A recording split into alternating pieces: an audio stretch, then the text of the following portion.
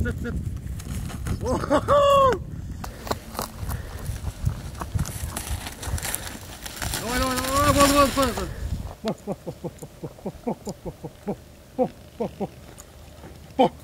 Assalamu алейкум, урматтуу достор. Бүгүн биз кайрадан ителги менен акота кылганы чыктык.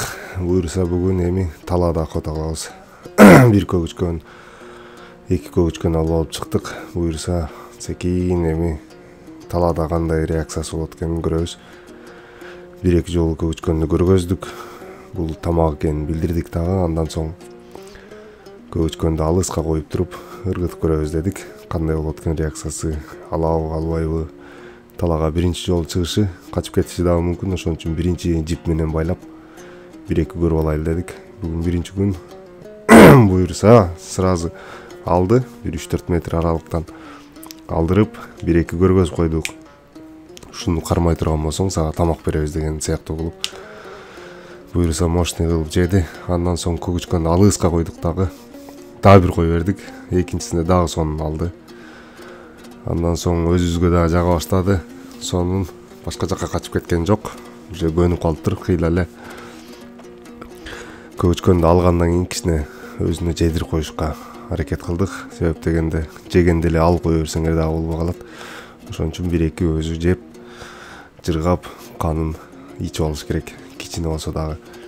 Андан соң биз көгүчкөндү байладык. Көгүчкөндү өлтүрүп койду. Андан кийин жип менен байлап туруп, артынан кубалаттырып көндүрдүк. Себеп дегенде көптөн бери бул үч элек. Канаттар дагы неме болуп калды. Бир 20 күндөй, 25 күндөй үйдө туруп калды. Андан соң эки жолу көгүчкөндү кубалаштырдык. Экөөндө тең жакшы эле. Буюрса биринчисинде жакшы алды, экинчисинде жеткенде деле шеригим тарта коюп, анан көгүчкөн кубалаганынан зеригип калды. Андан соң секин аны жедирдик. Кыйла курсагым тойгузайын деп. Себеп дегенде жаратылышка биринчи жолу чыгып атат. Мага келгенден бери үйдүн ичинде эле короодо эле отурган кечке. Анан кичине жедирип алып туруп, анан дагы тренировка кылдырабыз деп далбак ойнотконду аракет кылып көрдүм. Өзү вообще буга чейин ойной элек. Анан кандай болот экен реакциясы деп далбак ойнотоюн деп жеп аткан көгүчкөнү жипке байладым дагы, айлантырып чакырышка аракет кылдым. Если жакшы ойногон болсо, значит акотага даяр болуп калат. Анан ойногондо 3-4 жолу ойноду, жакшы эле качып кеткен жок. Уже жибин чечип койгонбуз, буту бош боюнча эле айланып, утуру атака кылат.